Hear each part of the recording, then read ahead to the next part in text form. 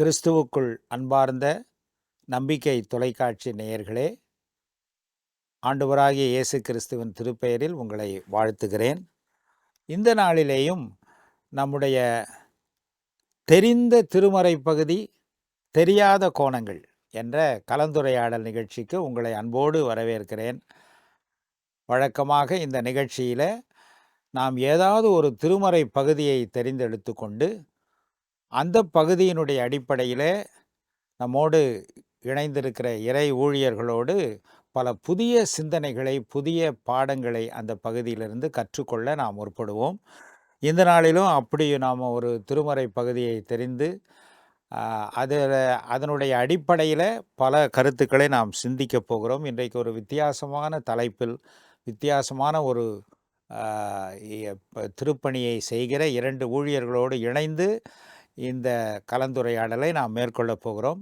நம்மோடு கலந்து கொண்டிருக்கிற 2 இறை ஊழியர்களை முதலாவது நான் உங்களுக்கு அறிமுகப்படுத்த விரும்புகிறேன். ரெவரண்ட் டாக்டர் நித்யானந்தம் அவர்கள் நம்மோடு இருக்கிறார்கள்.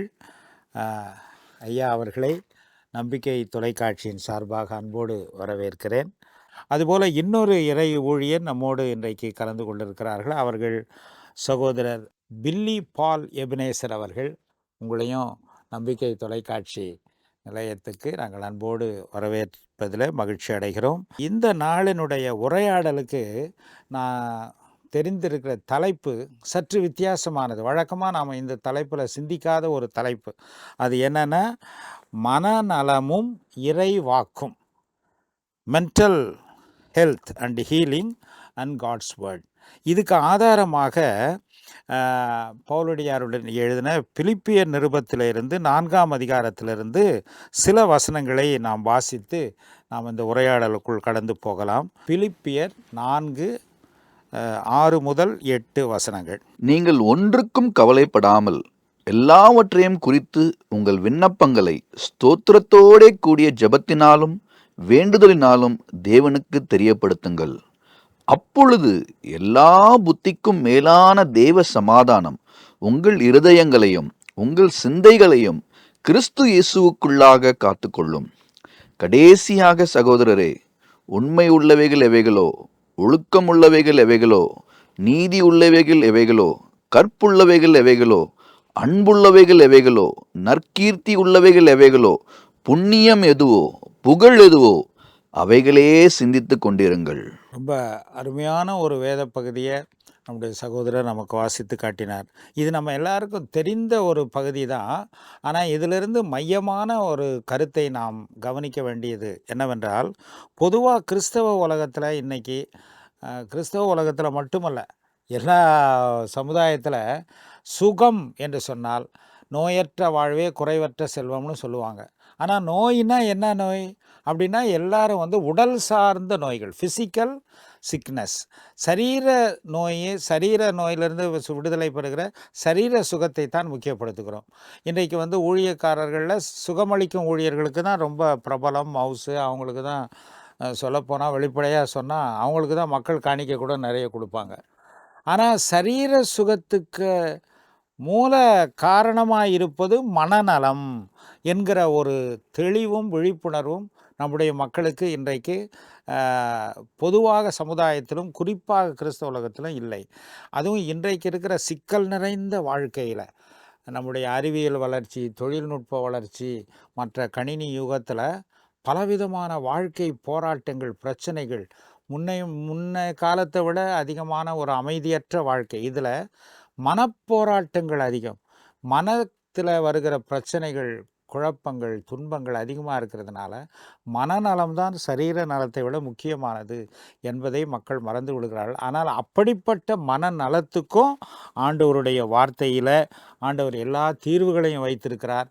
நம்முடைய மனநலத்தை கொடுக்கிற வல்லமையுள்ள ஆண்டவர் நம்மோடு இருக்கிறார் என்கிற அப்படிப்பட்ட சிந்தனைகளை பகிர்ந்து கொள்ள தான் அவ்விதமான ஊழியத்தில் ஈடுபட்டிருக்கிற உங்கள் இருவரையும் நாங்கள் இந்த நிகழ்ச்சிக்கு அழைத்தோம். இப்போ வழக்கமாக நம்ம சிந்தனைன்னு சொல்லும்போது மூளை சார்ந்த எண்ணங்கள், அப்புறம் இதயம் சார்ந்த எண்ணங்கள்னு சொல்லுவோம்.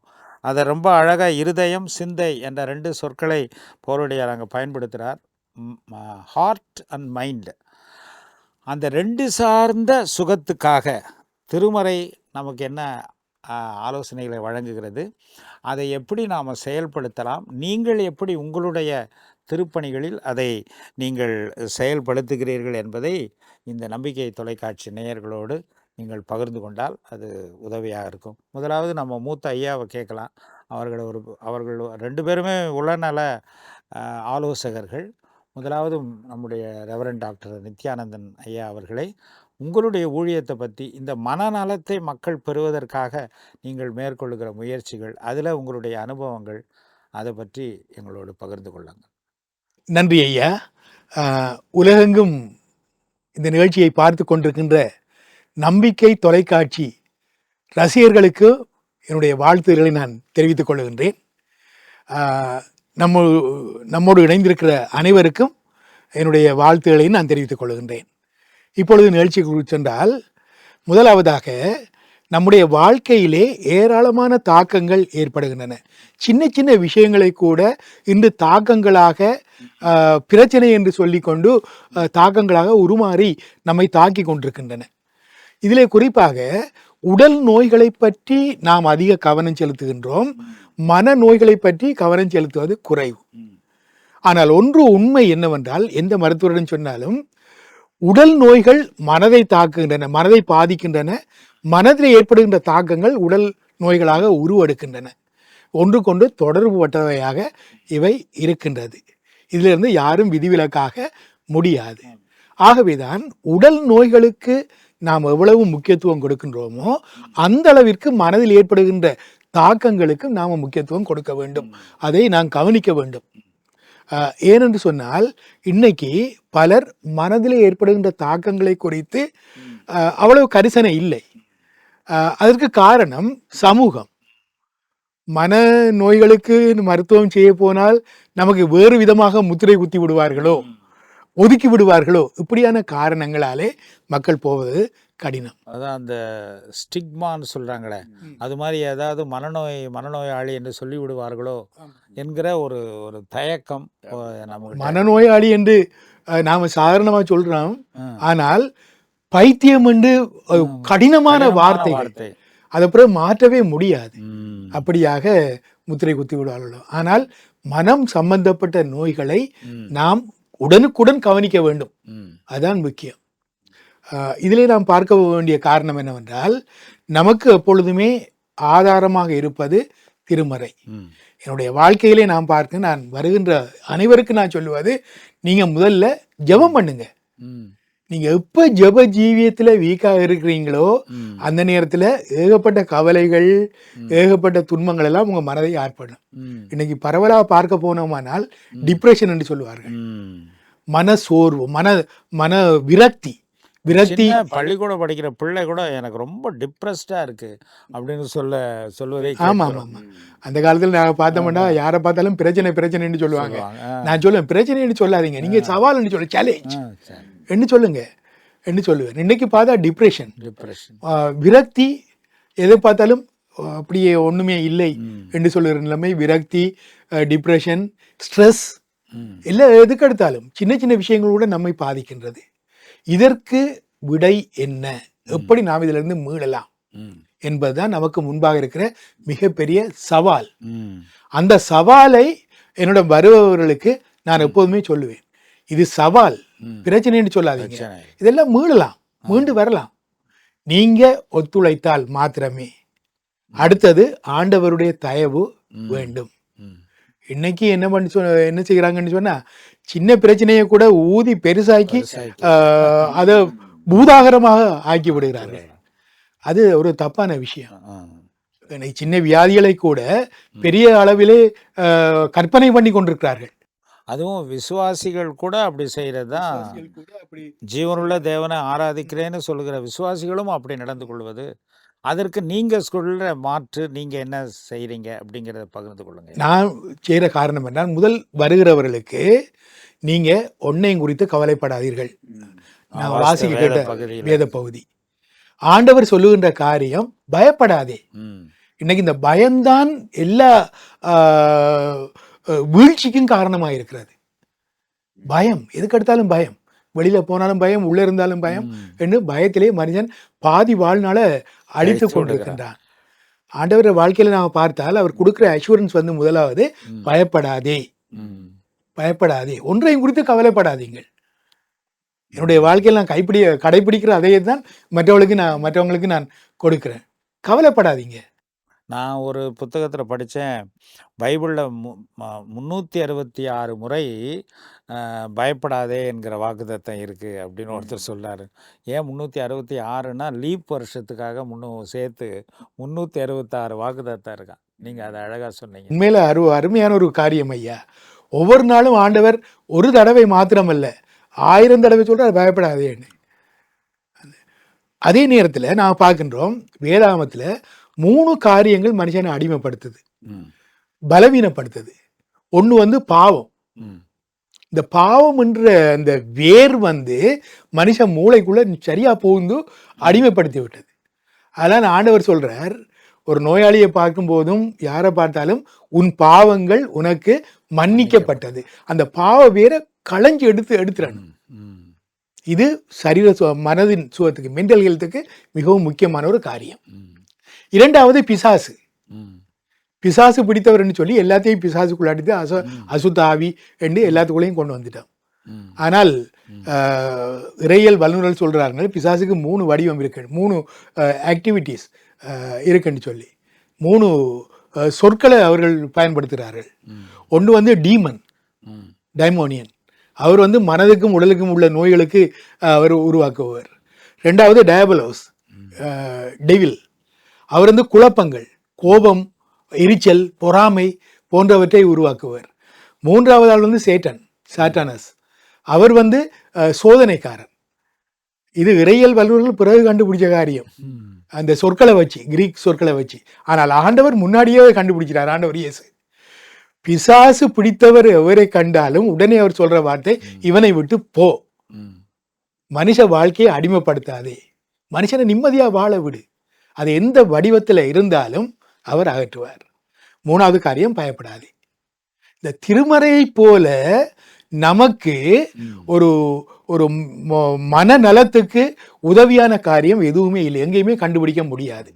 அதை நான் என்னோட வர்றவங்களுக்கு நான் கொடுப்பேன். என்னுடைய பிரசங்கத்திலையும் சரி அதை நான் முக்கியத்துவப்படுத்துவேன்.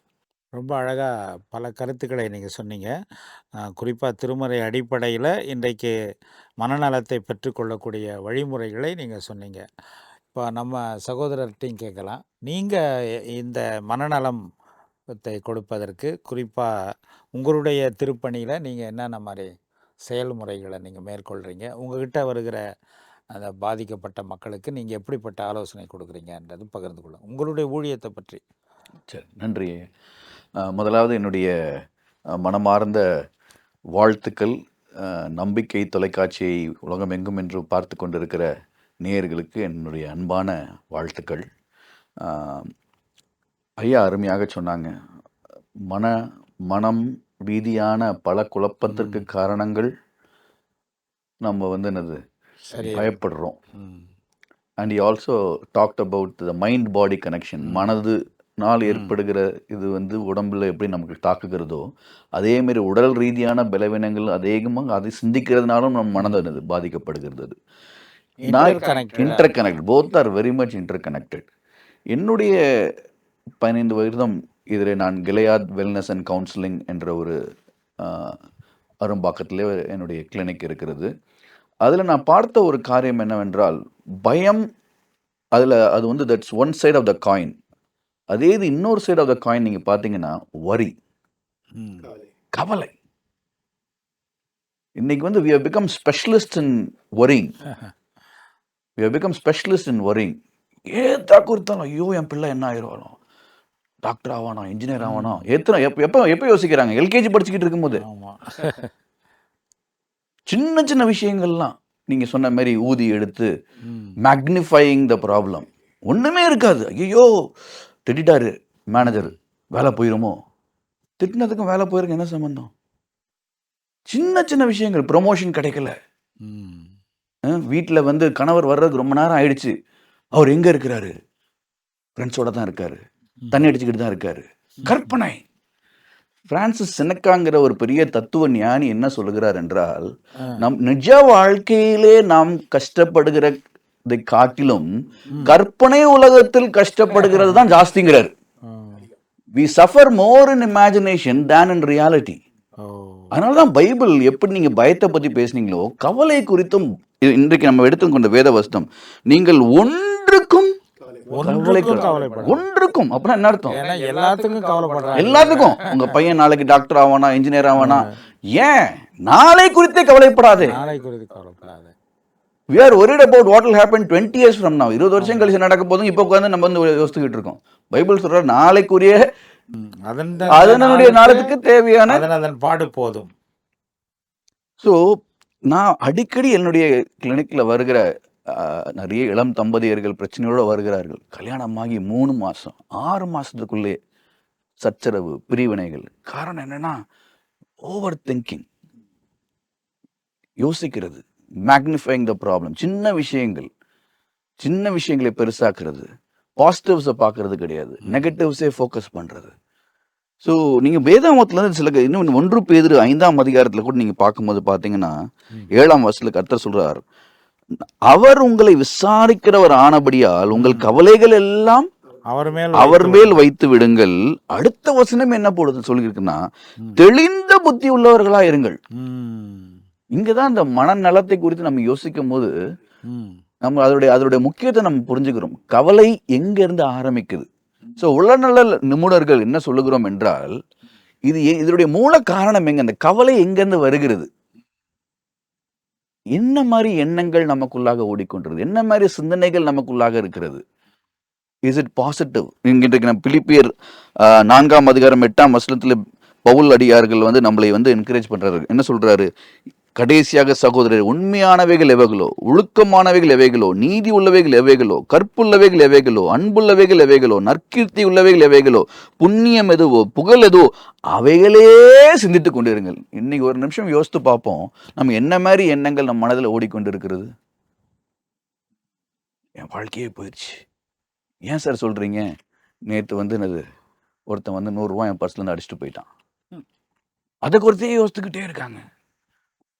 என் பிள்ளை வந்து 80 மார்க் தான் வாங்கியிருக்கா, பக்கத்து வீட்டு பையன் வந்து 90 மார்க் வாங்கியிருக்கான்.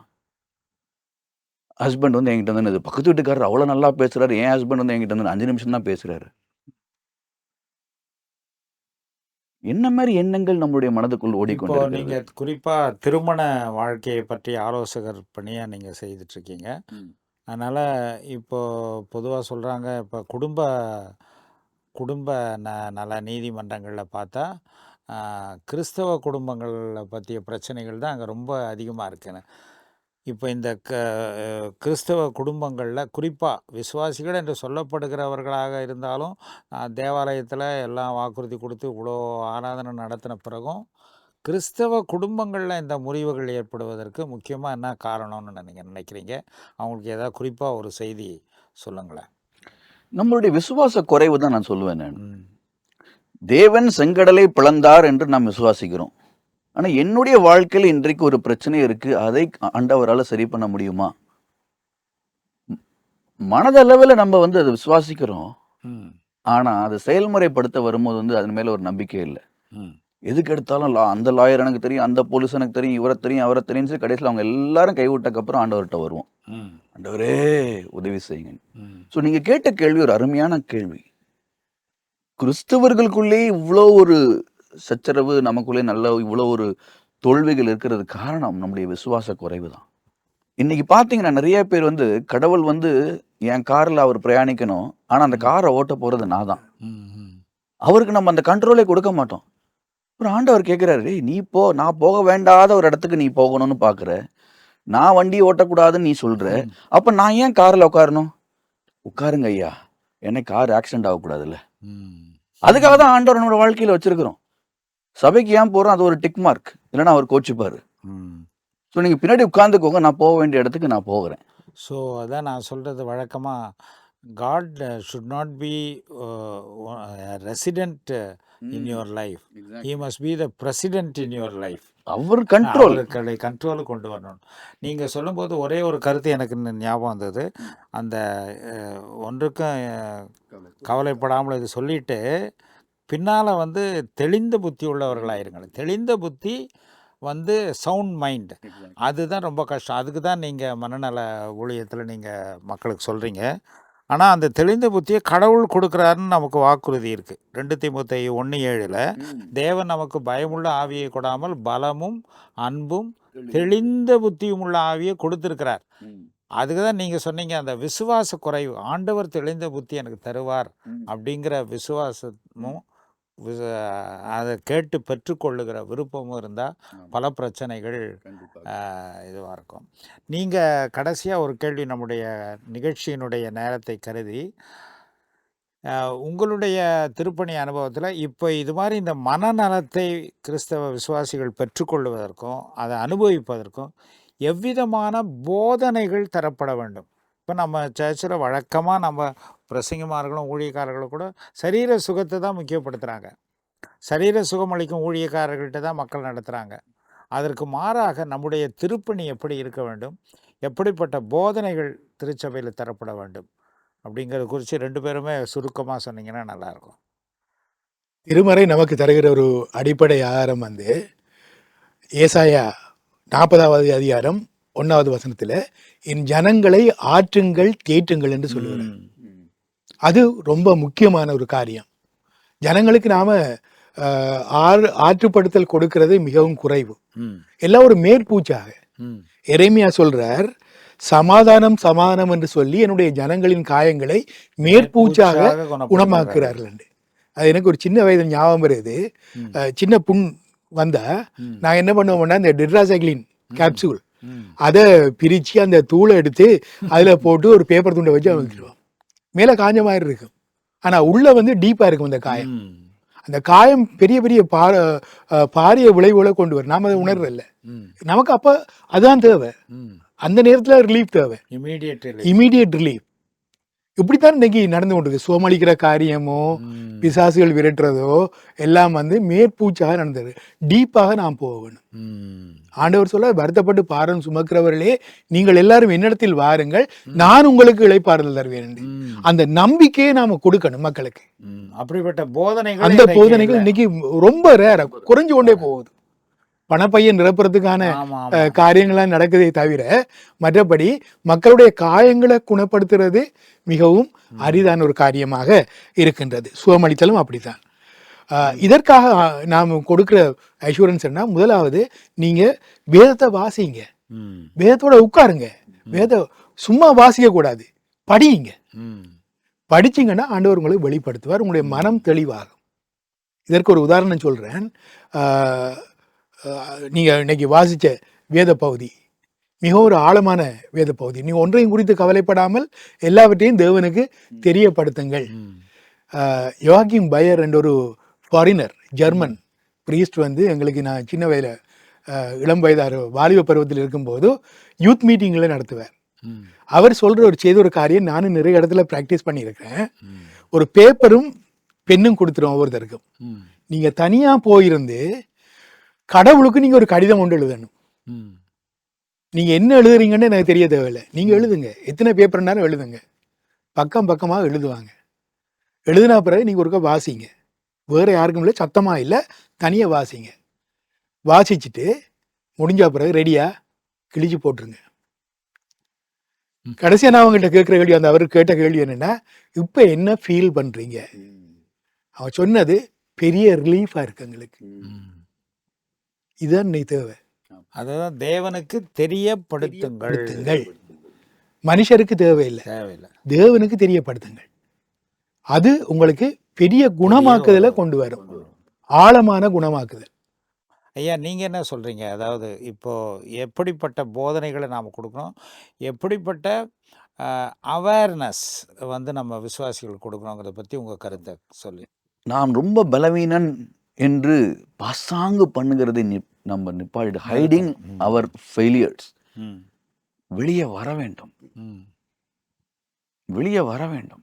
ஏன்னா இது வந்து ஐயா சொன்னது போல, it is going to lead to many other problems. So அதனால வந்து மக்கள் முதலாக இது வந்து இதனுடைய முக்கியத்துவத்தை உணர்ந்து தயவுசெய்து இன்றைக்கு நிறைய நிபுணர்கள் இருக்கிறார்கள், நிறைய ஆலோசகர்கள் இருக்கிறார்கள். நீங்க பிரைவேட்டா கான்ஃபிடென்ஷியலா you can come and have therapy. யாரும் இதை குறித்து கேள்விப்பட தேவையில்லை. நீங்கள் வாருங்கள், வந்து பேசுங்கள். ஐயா சொன்னது போல பேசினாலே பாதி ப்ராப்ளம் வில் பி சால்வ். மனதில் யார் என்ன புரிஞ்சுப்பா, என்னுடைய வேதனை யார் புரிஞ்சுப்பா? You just come and talk, it will be healing. முதல்ல அது ஆஸ் அன் இண்டிவிஜுவல். ரெண்டாவது ஆஸ் அன் என்விரான்மெண்ட் நிறைய சப்போர்ட் நமக்கு தேவை. ஃபார் எக்ஸாம்பிள் இன்னைக்கு நம்ம பண்ணுகிற ஒரு அருமையான ஒரு நிகழ்ச்சி பல வாசகர்களுக்கு அது தெரிய போகிறது. அதே மாதிரி பல காரியங்களை நம்ம செய்யலாம். ஃபார் எக்ஸாம்பிள் கீழ்ப்பாக் மென்டல் ஹாஸ்பிட்டலுங்கிற அந்த கான்செப்ட் எடுத்துட்டு கீழ்ப்பாக் மனநிலை ஒரு ஹாஸ்பிட்டல்னு ஏன் அந்த பேர் வரக்கூடாது? வீட்டிலே பார்த்தீங்கன்னா ஒரு பெண் வந்து சொல்றா, ஒரு அப்பா எனக்கு வந்து உடம்பு ரொம்ப ஒரு மாதிரி இருக்கு, என்னால் ஆஃபீஸ் போறதுக்கே என்னால் ஒரு மாதிரி இருக்கு அப்படின்னு சொன்ன உடனே டிஸ்மிஸ் பண்ணிடுறோம் ஈஸியா. கொஞ்சம் அக்கறை அவங்களுக்காக நம்ம காமிச்சு, என்னவா நடக்குது, நான் என்ன பண்ணணும், பேசு, சொல்லு, எதுனால என்னது நான் கேட்கறதுக்கு ரெடி, இல்லை என்னது உன்னை கூட்டு போட்டுமா, ஏதாவது ஒரு கவுன்சிலிங் சென்டர் கூட்டு போட்டுமா, அந்த மாதிரி ஒரு ஆதரவு என்விரான்மெண்ட் சைட்லேருந்து நமக்கு கண்டிப்பாக தேவை. கடைசியாக மூன்றாவது நீங்க சொன்ன மாதிரி சபையிலே இதற்கு குறித்த போதனைகள். எனக்கு நீங்க சபை நம்மளுடைய வேதாகத்தை பார்த்தீங்கன்னா ரொம்ப அருமையானது. எல்லா கேரக்டர்ஸுமே they all had personal failures. தாவீதுல இருந்து டிப்ரெஷன்னாலே எனக்கு தெரிஞ்ச ஒரு நல்ல ஒரு கேரக்டர் தாவீது தான். சங்கீதத்தை நீங்க படிச்சீங்கன்னா, அதுவும் சங்கீதம் 42, 41 நீங்க படிக்கும்போது, ஆத்மாவே நீ ஏன் கலங்குகிறாய், நீ ஏன் தியங்குகிறாய், எத்தனை வாட்டி அந்த கேள்வி அடிக்கடி வருது. ஆண்டவரே நீ ஏனை மறந்தீர். ஸோ நம்ம சபையில இதை குறித்த போதனைகள் நம்ம வந்து வி ஆர் ஸ்ட்ரகிளிங், நானும் உங்களோடு சேர்ந்துனது ஐ எம் ஸ்ட்ரகிளிங் சொல்லும் போது மக்கள் வந்து அதை வந்து இட் வில் பிகம் இந்த மெயின் ஸ்ட்ரீம். அப்புறம் நிறைய பேர் இதை குறித்து பேச ஆரம்பிப்பார்கள். இதுக்கப்புறம் அது ஒரு டேபு சப்ஜெக்டாக இருக்காது.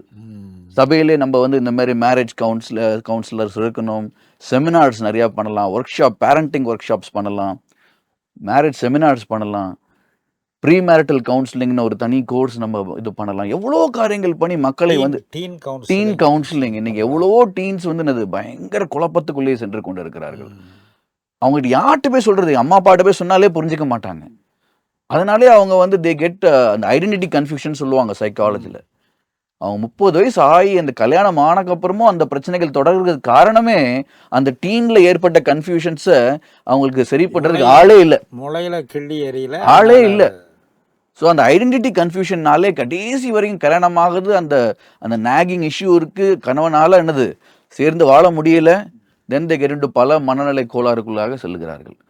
ஸோ அதனால நம்ம as a society, as an individual, as a search, நம்ம எல்லாரும் இதோட முக்கியத்துவத்தை உணர்ந்து, கர்த்தர் உன்னை பார்த்து கொண்டிருக்கிறார், கர்த்தருக்கு தெரியும் நீ போய் கொண்டிருக்கிற பாதை என்னவென்று. கடினமா உன்னுடைய கண்ணீரை அவர் பார்த்து கொண்டிருக்கிறார், உன்னுடைய கேள்விகளை அவர் கேட்டுக்கொண்டிருக்கிறார், உன்னுடைய குழப்பங்களை அவர் பார்த்து கொண்டிருக்கிறார். எல்லாவற்றுக்கும் கர்த்தர் உன்னை ஆறுதல் படுத்துவார், உனக்கு சமாதானம் கொடுப்பார், உனக்கு நல்ல திட நம்பிக்கையை கொடுப்பார். பலவீனத்திலே என் பலன் பூரணமாய் விளங்கும் அப்படின்னு சபையில் நம்ம சொல்லும் பொழுது இதை குறித்த ஒரு நல்ல ஒரு விழிப்புணர்வும் அதுக்குடைய தேவைகளும் சந்திக்கப்படும். அருமையான ஆலோசனைகளை சொன்னீங்க. நம்முடைய நிகழ்ச்சியின் நேர அளவு கருதி நாம் இதை நிறைவு செய்யலாம். இதை பற்றி நாம் தொடர்ந்து பேசணும். இந்த நிகழ்ச்சியில் இப்படி ஒரு தலைப்பை எடுத்துக்கிட்டு நாம் உரையாடுவதற்கு காரணமே வந்து மனநலத்தை குறித்த விழிப்புணர்வு விசுவாசிகளிடத்திலும் திருச்சபை இடத்திலும் அதற்கு அந்த ஊழியத்தை நாம் வந்து முக்கியப்படுத்த வேண்டிய ஒரு தேவையை குறித்த ஒரு விழிப்புணர்வும் இல்லாததை கொடுக்கறதுக்காக. அந்த வகையில் சரீர சுகத்தை மட்டும் நாம் யோசிக்காமல் மனநலத்தை குறித்து வேதம் நமக்கு என்ன சொல்லுகிறது, ஆண்டவர் நமக்கு என்ன கொடுத்துருக்காரு, அதுக்கு எப்படி அந்த ஊழியங்களை நிறைவேற்றலாம் என்பது குறித்த ஆலோசனைகளை 2 பேரும் மிக அழகாக உங்களுடைய அனுபவத்திலிருந்தும் திருப்பணி அனுபவத்திலிருந்து நீங்கள் சொன்னதுக்கு நாங்கள் மிகவும் நன்றியோடு இருக்கிறோம். இந்த நிகழ்ச்சியை பார்த்து கொண்டிருக்கிற நேயர்கள் உங்களுடைய கருத்துக்களை, இதன் மூலமாக நீங்கள் பெற்றுக்கொண்ட பலன்களை இந்த திரையில் காணுகிற எண்ணிலை எங்களோடு நீங்கள் தொடர்பு கொண்டு தெரிவிக்கலாம். இந்த அருமையான இறை ஊழியர்களோடு நீங்கள் தொடர்பு கொண்டு இன்னும் கூடுதல் ஆலோசனைகளை பெற விரும்பினாலும் நீங்கள் எங்களோடு தொடர்பு கொள்ளலாம். மீண்டும் ஒரு நிகழ்ச்சியில் நாம் சந்திக்கும் வரை ஆண்டவருடைய திருப்பிரசன்னம் உங்களோடு இருந்து உங்களை வழிநடத்த வேண்டும் என்று உங்களை வாழ்த்துகிறேன். நன்றி, வணக்கம்.